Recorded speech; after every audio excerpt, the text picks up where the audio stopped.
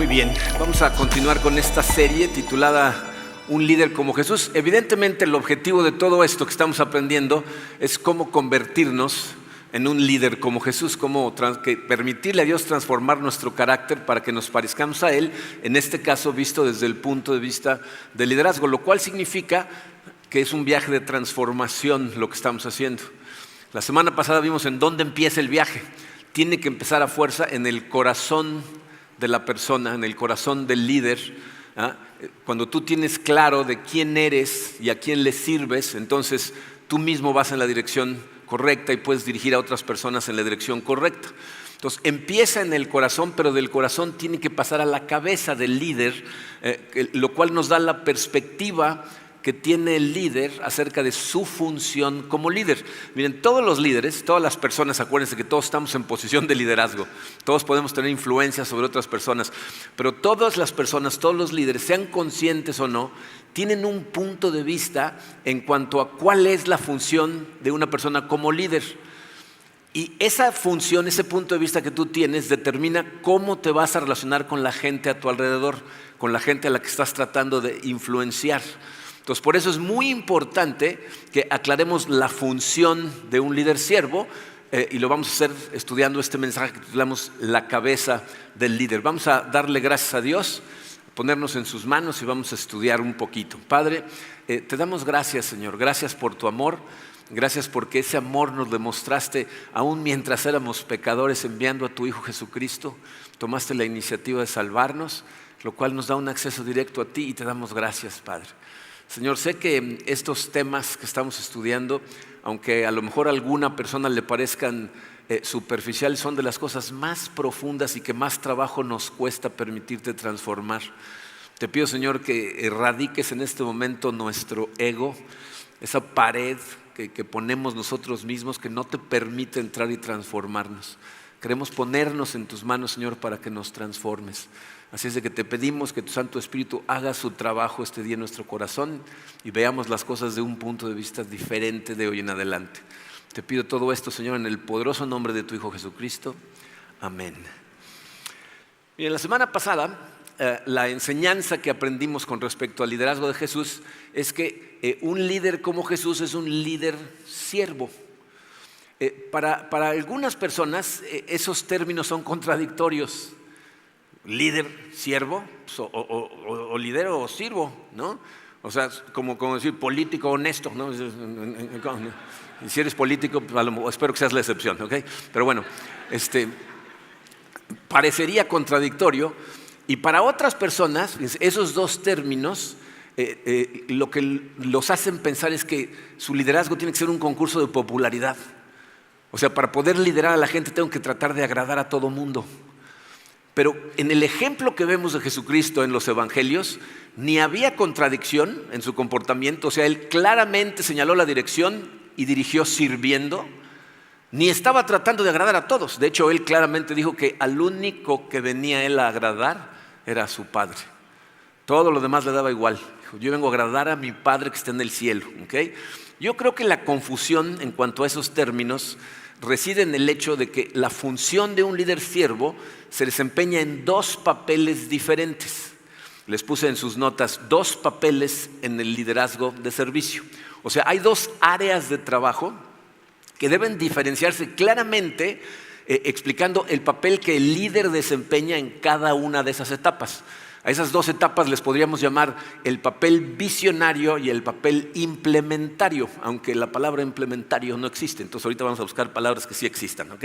Pero bueno, el problema con esas 2 es que durante muchos años se han enseñado por separado. De hecho, cuando yo estudié liderazgo me las enseñaron por separado y yo durante tiempo las enseñé separadas hasta que estudié el modelo de liderazgo de Jesucristo. ¿Okay? O sea, lo que nos enseñaban es el liderazgo tiene que ver con la visión y la implementación de la visión tiene que ver con la administración. Son 2 cosas separadas. Pero Jesucristo las ejemplificó como los 2 lados de una misma moneda, dándoles a las 2 la misma importancia. La clave del éxito es entender el orden en el que tienen que ser realizadas esas funciones y quién es responsable de qué cosas en cada una de las etapas. Entonces, vamos a analizarlas primero por separado para que vean después en dónde se cruzan. ¿Okay? Entonces, vamos a empezar por el principio. Número 1, Romano en su programa dice, estableciendo la visión, ¿no? Ese es el papel visionario del líder, estableciendo la visión. Como liderazgo tiene que ver con ir a alguna parte, o sea, cuando yo estoy liderando, yo voy y la gente me sigue a alguna parte. El liderazgo efectivo comienza con una visión clara de a dónde vamos. O sea, tiene que haber una visión muy clarita de lo que estamos tratando de lograr, ya sea que estés hablando de tu liderazgo personal, o sea, en qué tipo de persona te quieres convertir, ya sea que sea un liderazgo de familia, ¿no? ¿Cómo quiero que sea distintiva mi familia? O ya sea que estés en una organización, ya sea un equipo de trabajo o toda una empresa. Si tú no sabes a dónde vas y los que te siguen no saben a dónde los estás tratando de llevar, ni te pueden ayudar, porque no saben ni a dónde van, ni les va a motivar mucho el viaje, porque no saben qué les espera. Eso es lo que nos motiva, la visión. Entonces, el papel visionario tiene que ver en primer lugar con establecer una visión clara y precisa que provea dirección. Piénsalo como la foto en la caja del rompecabezas. Si a ti te regalan un rompecabezas de 10,000 piezas, pero te lo regalan en una bolsa de la Comercial Mexicana y no te dan la foto, ¿cuánto tiempo te va a costar armar el rompecabezas si no sabes ni lo que estás tratando de armar? ¿Qué es lo que pasa en muchos equipos de trabajo? Les dan las piezas, ahí ármenlos y les voy a tomar el tiempo y si no acabas rápido te despido. O sea, los pones bajo presión sin una visión clara. Si tú quieres comprometer el corazón y la mente de la gente para que te siga, tiene que tener una visión clara que comunique 3 elementos. 1, ¿qué están tratando de lograr? 2, ¿cómo se ve el éxito? Y 3, ¿cuáles son las reglas del juego? Entonces vamos a analizar esos 3 elementos. Fíjense, el primero de ellos le llamamos el propósito del equipo, el propósito para el que existes tú como persona o tu equipo. Jesucristo fue muy claro en lo que Él se proponía hacer y lo que esperaba de sus discípulos. Cuando llamó a Pedro y a Andrés en Mateo 4:19, les dijo, vengan, síganme, ¿no? Yo voy a dirigir y los haré pescadores de hombres. El objetivo de Jesucristo para todos los cristianos es que nos convirtamos en pescadores de hombres. Tú puedes identificar tu propósito contestando a una de estas dos o a las dos, ¿no? Si es en un equipo, es ¿en qué negocio estamos? O sea, ¿de qué se trata lo que estamos haciendo? Y la otra, ¿cuál es su razón de existir? ¿No? ¿Para qué existimos como personas o como equipo de trabajo? Este propósito es muy importante, les voy a decir por qué. Porque tiene que inspirar a la gente. O sea, si tú no tienes una razón más elevada que lo que haces en el día a día, eso no te va a motivar, no te inspira. Pero si la visión, cuando entiendes el propósito, la razón de existir, te emociona y te inspira, entonces vas a perseguir la visión. Miren, un buen ejemplo de eso organizacionalmente lo podemos encontrar en una de las empresas más efectivas que hay en el mundo, que es la empresa Disney. Yo no sé si sabían esto, pero el modelo de institución que utiliza Disney se estudia en universidades por todo el mundo porque es un modelo súper efectivo, ¿no? Y aparte es replicable. A donde vas a un Disney siempre funciona exactamente con la misma excelencia. ¿Saben cuál es la visión de ellos? Ellos dicen, estamos en el negocio de la alegría. Ese es nuestro negocio. Piensen en cómo esa definición le ayuda a entender a toda la gente que participa qué es lo que están tratando de lograr. No te venden felicidad, no te están tratando de engañar. Te están diciendo, cuando vengas aquí vas a pasar un rato muy alegre. De hecho, se conoce como el lugar más alegre de la tierra. Esa definición le ayuda a todos los miembros del equipo. Imagínate si ellos dijeran, nosotros administramos los parques de diversiones más ordenados y limpios. ¿A quién motiva eso? ¿A quién dirige? A lo mejor al administrador o al que limpia, pero no a todo el personal. O si dijeran, estamos en el negocio de hacer los mejores shows de teatro para niños. ¿Eso a quién le da dirección? A un grupo de gente, pero no toda la organización. Y es bastante más grande que el día a día, ¿no? La visión no es vamos a tener esto impecable, la visión es vamos a crear un ambiente diferente. Entonces, una declaración de visión efectiva debe de expresar un propósito elevado que le dé sentido a los esfuerzos de todos los miembros del equipo. Sin propósito claro, No hay motivación y la gente trabaja sin sentido. Por eso no les emociona su trabajo. ¿Okay? Y a ti no te emociona tu vida. Es el primero, propósito. El segundo le llamamos el cuadro a futuro. El cuadro a futuro es una imagen que nos ayuda a entender cómo se van a ver las cosas si triunfamos. De hecho, se los puse de esta manera. ¿Cómo se verán las cosas si cumplimos nuestro propósito? ¿Cómo se va a ver esto si el propósito empieza a alcanzarse? Por ejemplo, fíjense, el propósito de nuestra iglesia es darle gloria a Dios haciendo discípulos de Cristo. Ese es el propósito, esa es la razón por la que esta iglesia existe. Para darle gloria a Dios haciendo discípulos de Cristo. Pero ¿saben cuál es el cuadro a futuro? Familias transformadas por el Espíritu Santo. O sea, eso nos dice claramente que nosotros no estamos atacando un nivel en la familia, estamos atacando todos. Queremos que toda la familia sea transformada por el Espíritu Santo. Jesucristo, Él pintó un cuadro a futuro muy clarito cuando nos mandó al mundo a hacer algo. En Mateo 28, versículos 19 y 20 dice: por tanto vayan y hagan discípulos de todas las naciones, bautizándolos en el nombre del Padre y del Hijo y del Espíritu Santo, enseñándoles a obedecer todo lo que les he mandado a ustedes, y les aseguro que estaré con ustedes siempre, hasta el fin del mundo. O sea, el cuadro a futuro para Jesucristo es un planeta, un mundo en donde se predica el Evangelio y se están haciendo discípulos en todas las naciones consistentemente, todo el tiempo. ¿Okay? Su visión a futuro era muy interminable, por decirlo de alguna manera. Miren, aunque este no es el momento de hablar de metas, porque eso tiene que ver más con la implementación, es importante diferenciar los conceptos de visión y metas. Porque uno de los errores más comunes que la gente hace como personas y como empresas es establecer una meta muy grande y confundirla con la visión. Pensar que esa es la visión de la empresa o la visión de la persona como vida. Fíjense, esta es la diferencia. La meta, les puse estas definiciones, es un punto específico en el camino que cuando se alcanza se convierte en historia y se reemplaza con un nuevo punto. O sea, las metas son cosas que son alcanzables, que un día puedes decir, ya cumplí, ahora tengo que ponerme otra, y las metas normalmente te llevan en el camino correcto. Pero una visión, fíjense, es una mirada continua y progresiva hacia el futuro que conmueve los corazones y mentes de las personas que saben que nunca verán su terminación o su límite.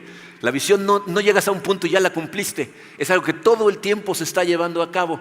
Miren, un excelente ejemplo para ver esa diferencia lo podemos ver en algo que pasó en la sociedad en Estados Unidos durante la década de los 60 en particular. Cuando iniciaron los 60s, el presidente que estaba en el poder en ese momento en la Casa Blanca era John F. Kennedy. Él había ganado unas elecciones en donde el país estaba totalmente dividido. Y entonces su idea para unificar a toda la gente fue ponerse una meta como país. ¿Verdad? Había una competencia, en la carrera espacial le llamaban, que estaban compitiendo contra Rusia. Y entonces John F. Kennedy dijo, vamos a poner a un hombre en la luna en 10 años. Ese es nuestro límite. En 10 años vamos a trabajar todos como nación y les vamos a ganar a los rusos a llegar primero a la luna. Y entonces todos los científicos, todas las universidades de Estados Unidos mandaban sus teorías hacia la NASA para ayudarles a crear un proyecto para llevar a un hombre a la luna en 10 años. De hecho lo llevaron en 9, se quedaron cortos, pero unificaron al país. Pero ese era un objetivo.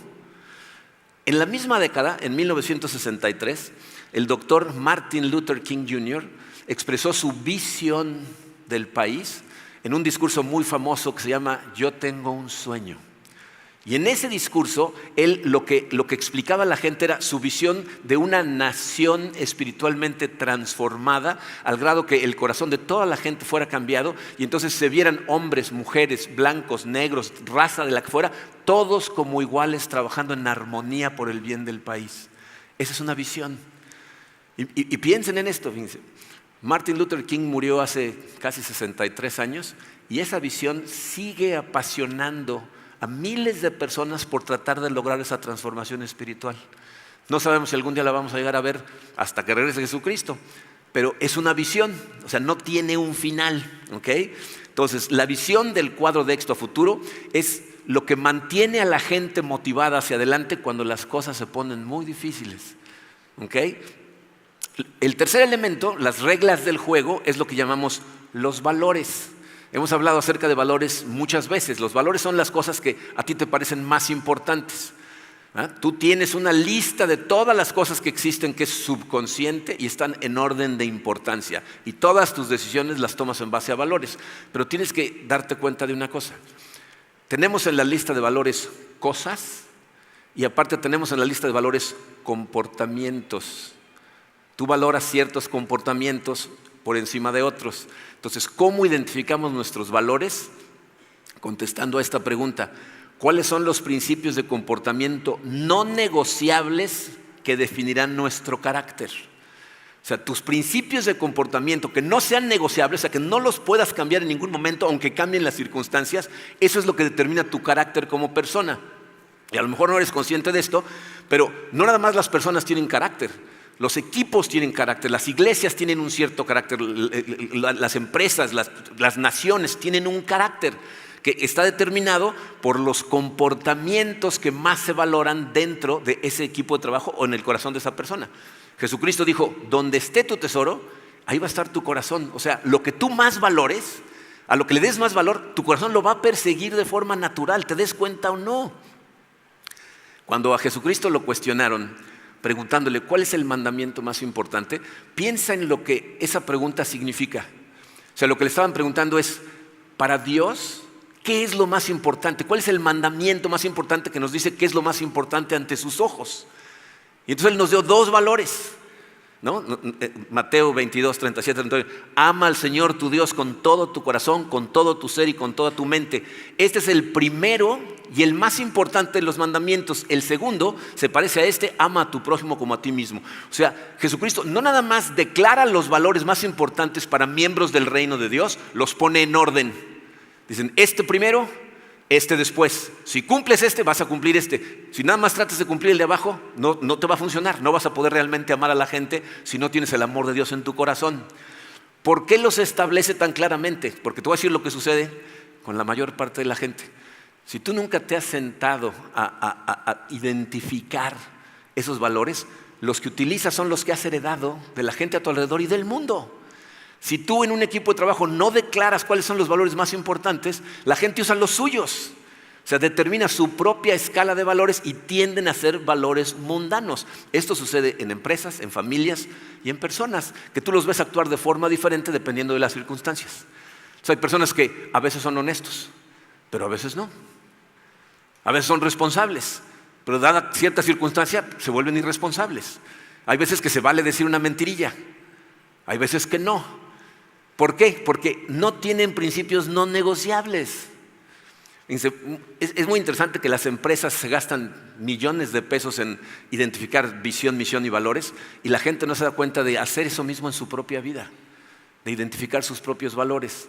Y luego en las empresas, mira, yo trabajando como consultor, vi montones de empresas que habían gastado mucho dinero, algunos de ellos yo trabajé ayudándoles a identificar su visión, su misión y sus valores y no les servían para nada a la organización, por tres razones. Una, la mayor parte de la gente en la empresa ni siquiera los conoce los valores, ni siquiera los entiende. Tuve muchas sesiones con directivos juntos y les decía, ¿esta empresa tiene visión, propósito y valores? Sí, ¿alguien me los puede decir de memoria? Y el único que levantaba la mano era el gerente de recursos humanos.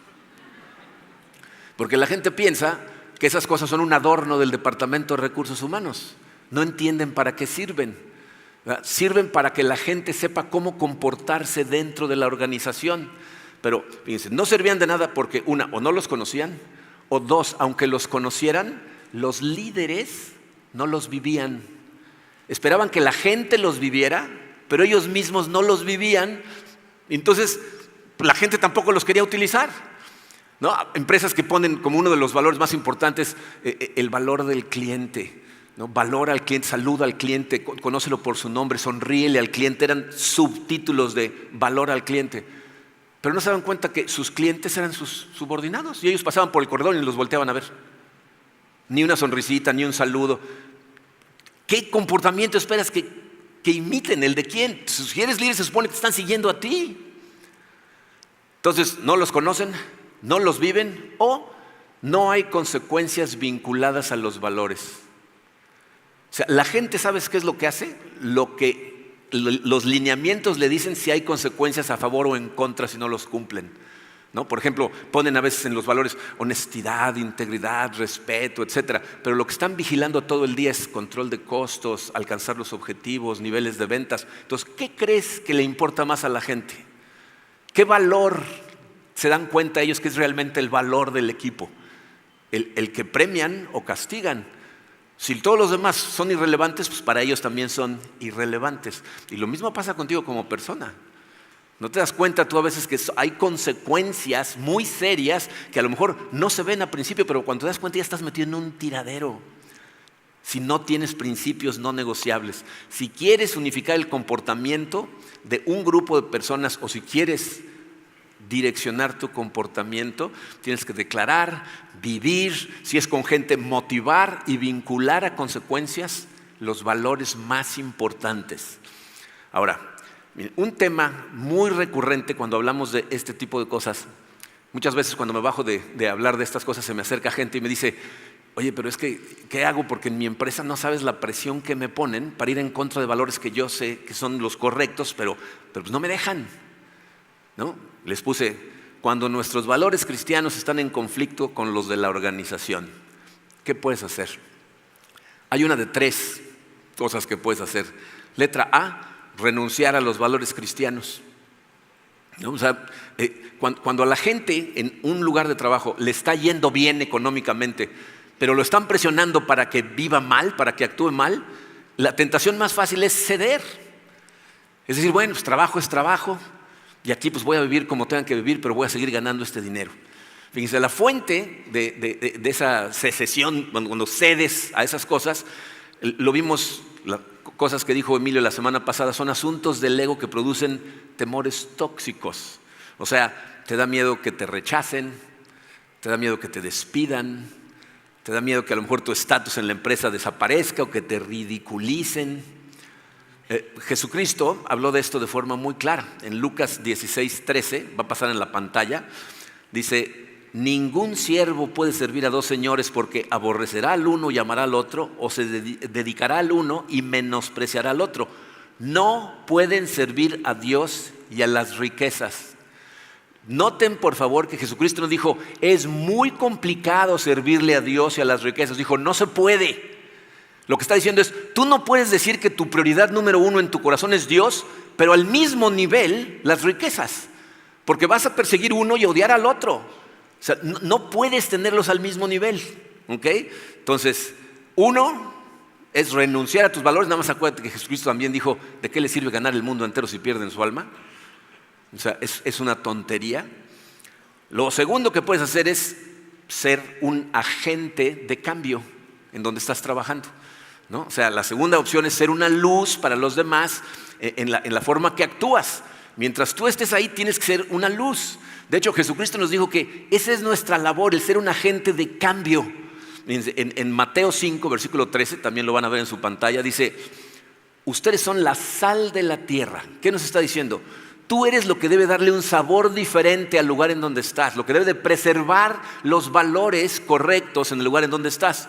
Luego dice, pero si la sal se vuelve insípida, o sea, si cedes, si vas con la corriente, dice, ¿cómo recobrará su sabor? Ya no sirve para nada, sino para que la gente la deseche y la pisotee.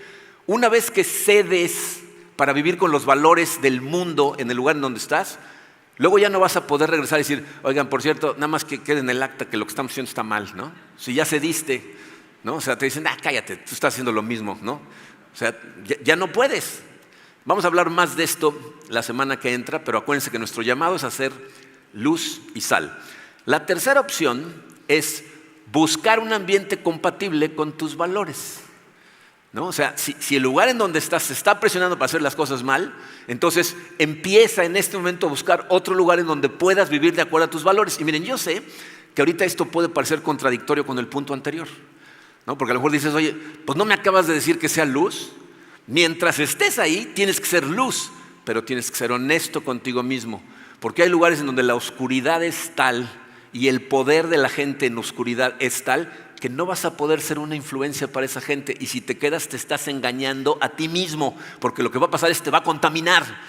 Dice 1 Corintios 15:33, no se dejen engañar, las malas compañías corrompen las buenas costumbres. ¿No? O sea, si tú, digo, a mí hay gente que me han dicho unas cosas, dice, no, yo voy a trabajar en un bar donde esas chicas con poca ropa bailan para evangelizarlas a todas. Good luck, ¿no? O sea, la verdad es que te estás engañando, vas a terminar viviendo los mismos. Miren, lo que nos pasa a todos los seres humanos es que si tú llegas a un lugar en donde toda la gente vive con valores equivocados, al principio te da asco, al rato te empieza a parecer menos malo, al rato normal y al rato ya estás haciendo lo mismo. Entonces tienes que ser honesto contigo y miren, aquí la realidad es que yo no te puedo decir qué hacer. En este caso, en este punto en particular, tú tienes que ser honesto, porque yo he enfrentado esta situación en los dos lados. He estado en empresas en donde vi la situación y traté de ser luz y funciona y la gente empieza a decir, oye, si esto está mejor de esta manera. Y también estuve en una en donde empecé a darme cuenta de que por más que trataba, no cambiaban y ya empezaba a infiltrarse en mi corazón y entonces lo que decidí fue salirme. O sea, caso por caso, sé honesto contigo mismo, ¿qué estás enfrentando? ¿Okay? Pero bueno, una vez establecida la visión, o sea, ya tienes claro el propósito, el marco a futuro, los valores, necesitas ponerte metas. Digo, este no es un sermón acerca de metas, tenemos muchos sermones acerca de metas, pero es importante mencionar el tema porque les puse esto, fíjate, las metas son la manera de enfocar la energía de la gente y evidentemente pues, se ven diferente dependiendo del equipo de trabajo al que estés hablando o si es acerca de tu persona, ¿ok? Pero nada más voy a mencionar dos cosas muy importantes con respecto a ponerte metas. Si tú tienes un equipo de trabajo y no le pones metas a toda la gente, o tú en tu vida no te pones metas, entonces tu forma de evaluar cómo vas o cómo van es subjetiva. O sea, no puedes evaluar objetivamente porque para evaluar a alguien cómo va, tienes que saber cómo va en comparación con a dónde debería de ir.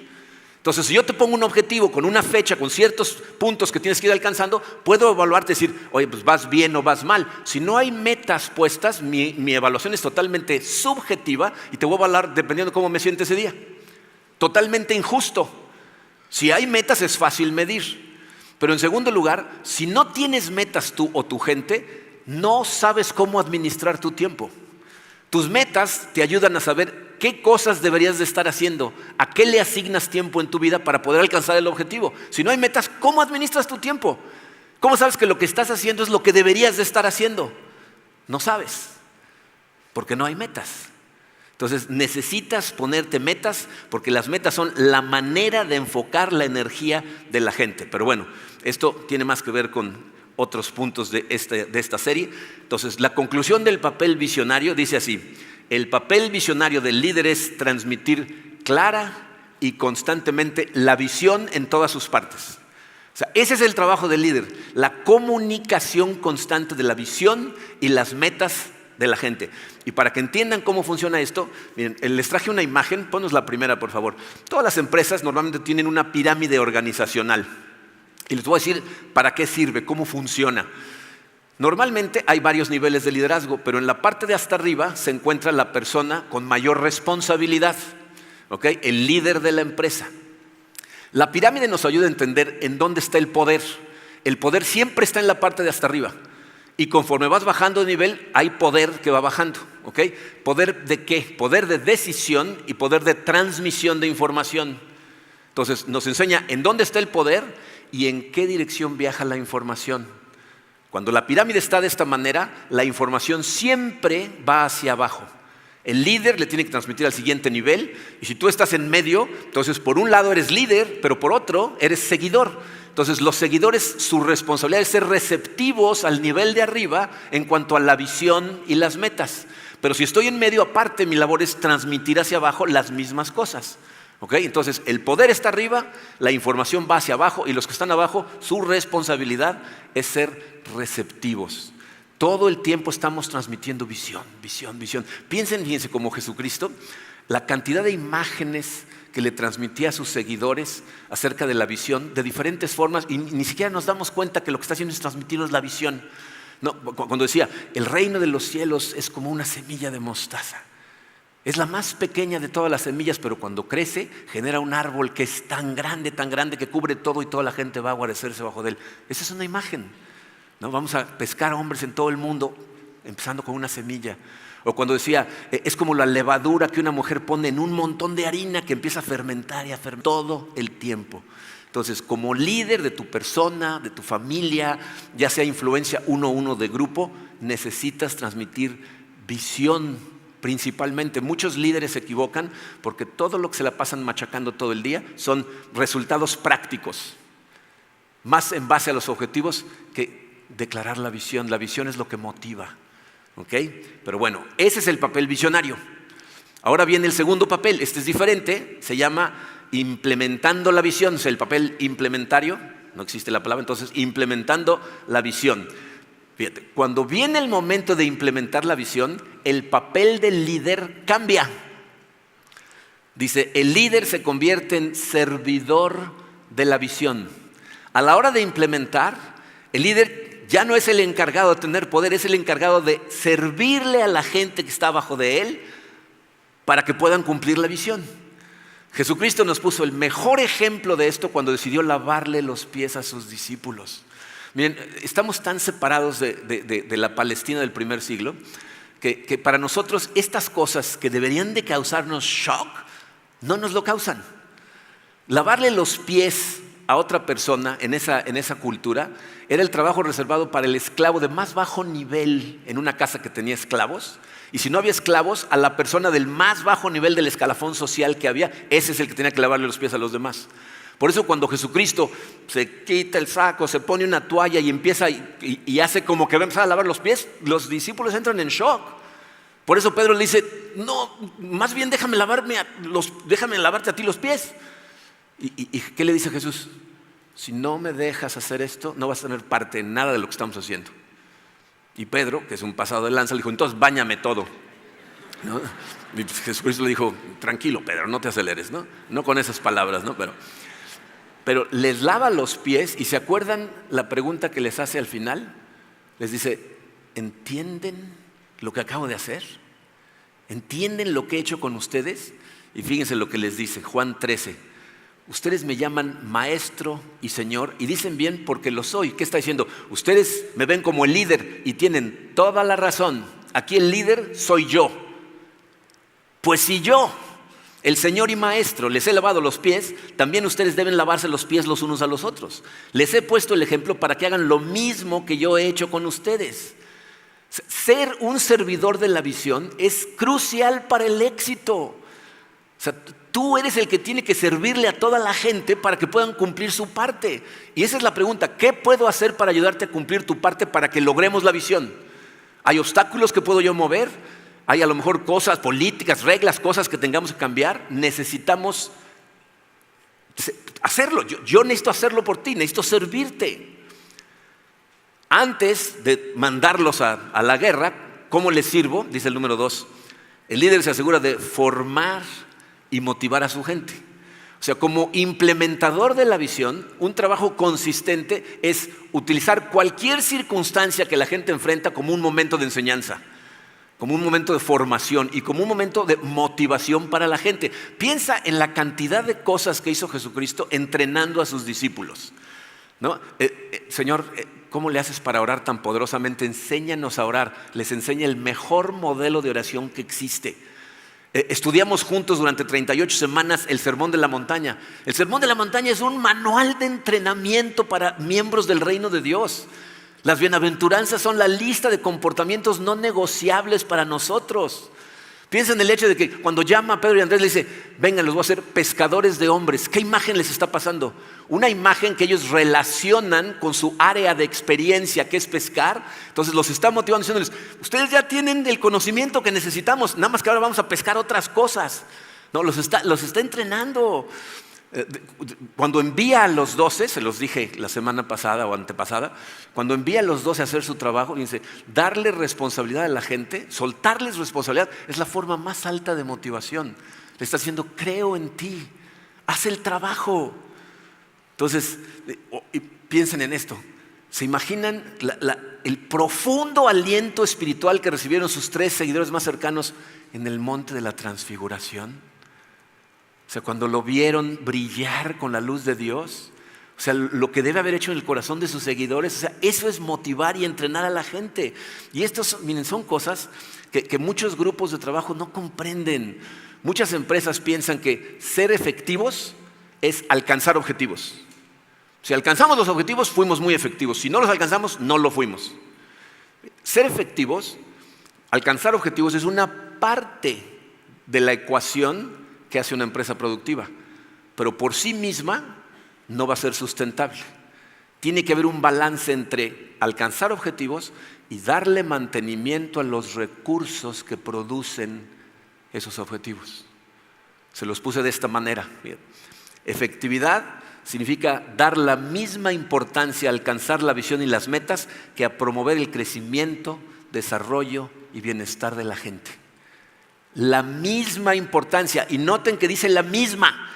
No puede haber una más importante que la otra, tiene que estar en perfecto balance. Históricamente hay un péndulo que ha estado moviéndose de un lado a otro en donde le dan importancia o a los objetivos o a la gente. Entonces, cuando empezó la época industrial, todo estaba basado en vamos a producir y esclavizaban a la gente y mataban al recurso, literalmente. Y entonces el péndulo se va hacia el otro lado y dicen, ahora vamos a apapachar al recurso, ya no te preocupes, siéntate, no hagas nada, aquí te apapachamos y dejan de producir. Entonces tiene que haber un balance entre los dos. Miren, hay países que tienen a la gente tan apapachadas que son de los menos productivos países del mundo por el desbalance que tienen en estas cosas.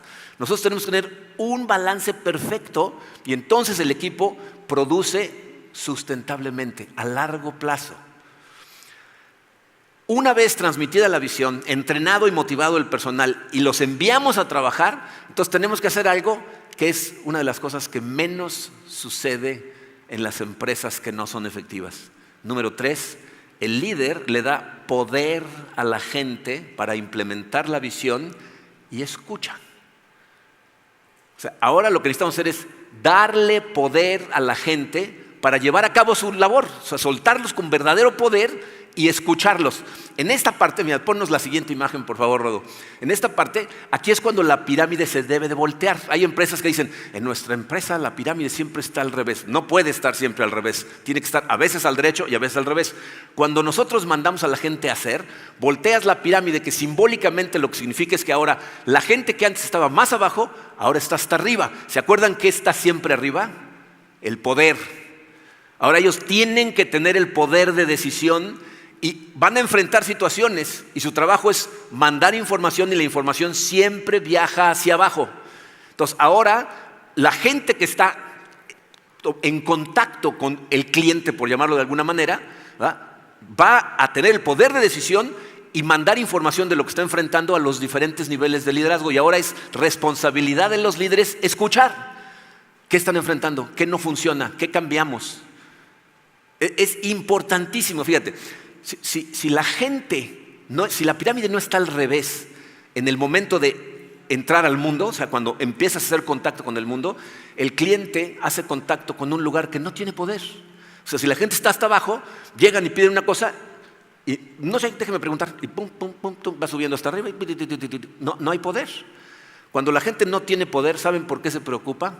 Cuando no tienen poder, se preocupan por cumplir reglas. Nada más. Cuando tienen poder, se preocupan por cumplir la visión. Véanlo, por ejemplo, en los fariseos. Los fariseos no tenían ningún poder de decisión, no abrían los ojos. Entonces, ¿qué hacían? Cumplir reglas. Aunque fueran ridículas, aunque fuera evidente que estaban mal, pero seguían cumpliendo reglas. Hay una instancia en donde llega una mujer en el Sabbat al templo de Jesús, la sana, y el fariseo que está ahí encargado de la sinagoga se enoja y le dice a toda la gente, hay 6 días en que se puede sanar, no vengan en el Sabbat. ¿Qué les está diciendo? Enférmate en miércoles, no te puedes enfermar el día del Sabbat. O sea, ¿hay coherencia en eso? Por eso Jesucristo le dice, ¿qué no te das cuenta que lo más importante es el amor por esta gente, no la regla? Eso es lo que sucede cuando una persona no tiene poder. Necesitamos darle poder. ¿Se acuerdan qué fue lo que les dijo Jesucristo a sus discípulos antes de enviarlos a la gran comisión? Fíjense lo que les dijo. Mateo 28, 18. Se me ha dado toda autoridad en el cielo y en la tierra, por tanto vayan y hagan. ¿Qué está haciendo? Les está dando el poder. Ahora ustedes, ya me dieron a mí todo el poder, se los paso. Vayan, pero ¿qué más les dice? Y estaré con ustedes siempre hasta el fin del mundo. Nos da acceso a Él porque Él va a estar receptivo a nosotros. A través del Espíritu Santo, ahora Él está todo el tiempo receptivo a nosotros para seguir. Al rato tenemos que voltear la pirámide otra vez, porque dependiendo de las cosas que enfrentamos, vuelve a bajar información. O sea, tú vas con Él y dices, estoy enfrentando esto. Entonces la pirámide regresa a su lugar y te empieza a confrontar diciendo, sí, porque estás haciendo esto y ¿qué dice mi palabra? Y te vuelve a dar información. Entonces, esa es la función del líder siervo. Visión, servir. Visión, servir. Pero quiero terminar hablando de algo que está fuera de las organizaciones formales. Dice, más allá de las organizaciones formales. Miren, lo que vimos en la primera semana es una cosa que es muy importante de recalcar. El primer paso del liderazgo dijimos que es liderazgo personal. Y después vienen 3 niveles de liderazgo, 1 a 1, grupo y organizacional, que se llaman liderazgo interpersonal. O sea, es cuando lideras a un grupo de personas o a una persona, aunque sea una, pero ya es interpersonal. Tienes que empezar por el liderazgo personal. Si tú no empiezas por el liderazgo personal, que lo que significa para nosotros los cristianos es seguir a Cristo, permitirle transformar nuestro corazón y que los valores de Cristo sean nuestros valores. Fíjate, tú en este momento hay valores que están dirigiendo tu comportamiento que ni cuenta te das. Tomas decisiones en base a cuánto vas a ganar, cuánto vas a perder, cómo te ven los demás, qué hay en ti, para tú qué ganas con esto. Cuando tú tomas decisiones en base a eso, estás tomando decisiones en base a esos valores. Y si tú, fíjate, la tentación más grande cuando oyes información como esta es decir, ya sé cómo liderar, puedo ser líder, voy a empezar a liderar, ¿no? Pero si no empiezas por tu corazón, ¿sabes qué le vas a transmitir a la gente? Tus valores, los que tengas. Si no son los correctos, los vas a maldirigir. Esa es una de las razones por las que tenemos el tiradero que tenemos en nuestra sociedad. Porque la gente quiere maravillosos resultados sin invertir en su carácter, sin invertir en el tiempo que le toma a Dios transformar la manera en que ves el mundo. Entonces, empieza por ti. Fíjate, dice su programa, liderazgo personal, tienes que identificar cuál es el propósito de tu vida que le da sentido al viaje. ¿Para qué crees que te puso Dios en este mundo? O sea, sabemos cuál es el llamado, los valores ya están declarados, amar a Dios y amar a tu prójimo, como a ti mismo, ¿no? Entonces, ¿cómo se ve en ti hoy? ¿Cuál es el propósito que Dios tiene para ti en este momento? Basado en los valores correctos. Entonces, deja a Dios transformar tu corazón antes de que te sientas listo para dirigir a otras personas. Pero luego viene el liderazgo interpersonal. Y ahí les puse algo que a lo mejor no está muy claro, ayudando a la gente a pasar el examen final. Les voy a decir a qué me refiero con eso. Es algo que tiene mucho que ver con el libro que usamos para esta serie. Uno de los 2 autores se llama Ken Blanchard. Ken Blanchard fue catedrático en la universidad durante muchos años y tenía una costumbre que le causaba muchos problemas con la facultad, con los directores de la universidad, porque su costumbre era el primer día de clases le daba a los alumnos todas las preguntas del examen final. Les decía, esto es lo que va a venir en el examen final. Se las daba. Y entonces los de la facultad empezaron a quejar diciendo, oye, pues sí, con razón todo el mundo pasa, ¿no? O sea, tienes un nivel de aprobados increíble, estás haciendo trampa. Y entonces lo que él les dijo es, ¿de qué sirve que yo le dé una cantidad de conocimiento de este tamaño a los alumnos cuando yo sé que lo que necesitan para la vida que les estoy enseñando es de este tamaño? Si entienden cómo enfrentar la vida con estos conceptos que están aquí, van a estar preparados para salir al mundo. ¿Para qué les enseño 1000 cosas y luego adivinen a ver qué realmente es útil y qué no es? Prefiero que se pasen todo el semestre entendiendo estas cosas que son tan importantes para que al final, mi interés no es que saquen una buena o mala calificación, que estén preparados para la vida realmente. Entonces, fíjate, tú y yo estamos estudiando aquí cómo ser líderes como Jesucristo. Entonces, lo más poderoso que podemos hacer por la gente es ayudarles a pasar el verdadero examen final que van a enfrentar al terminar su vida. O sea, nosotros vamos a tener 2 preguntas. Si contestas mal la primera, ni siquiera llegas a la segunda. La primera es, ¿cómo respondiste al llamado de mi hijo? Jesucristo nos llamó a seguirlo. Vive para mí.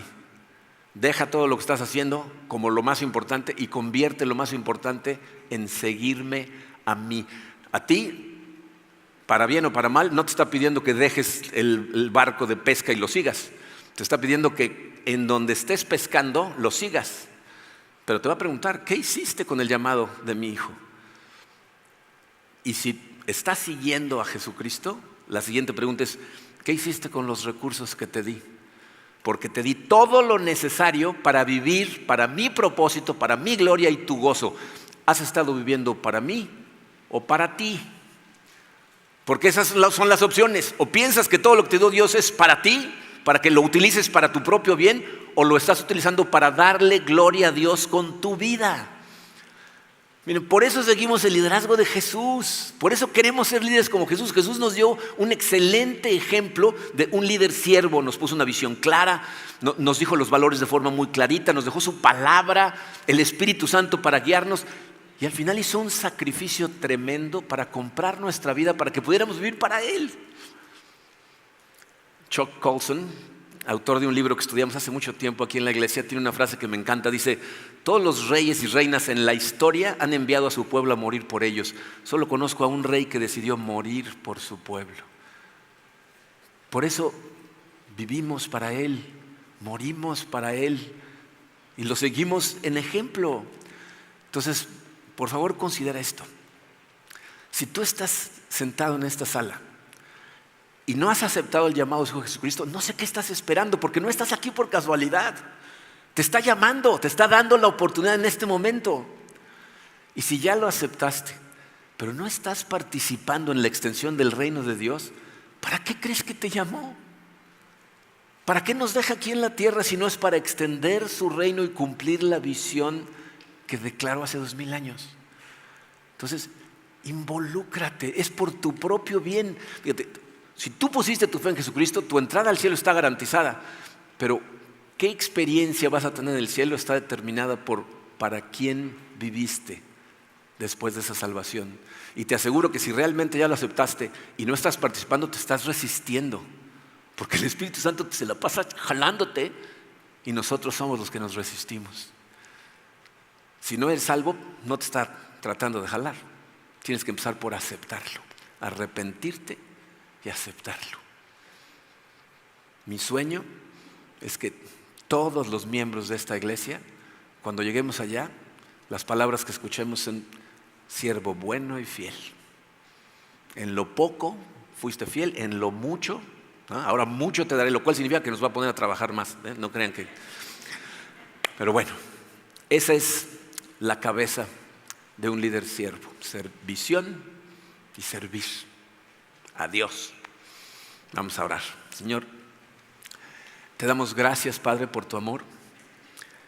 Te damos gracias, Señor, porque sabemos que tu Santo Espíritu es quien hace el trabajo dentro de nosotros, porque nosotros somos gente muy débil y muy terca. Pero te pido, Señor, que continúes ese trabajo, que nos des a nosotros la humildad de abrirte nuestro corazón, de dejarte trabajar, Señor. Te pido por aquellos, Señor, que no te conocen, que tengas misericordia de ellos y los llames y les hables al oído y jales sus corazones para que se den cuenta que aquí estás, en este momento presente en nosotros. Y te pido por todos mis hermanos y hermanas que han aceptado tu llamado, Señor, para que nos ayudes a trabajar con todas nuestras fuerzas para cumplir tu visión. Nos ponemos en tus manos, Señor, en el poderoso nombre de tu Hijo Jesucristo. Amén.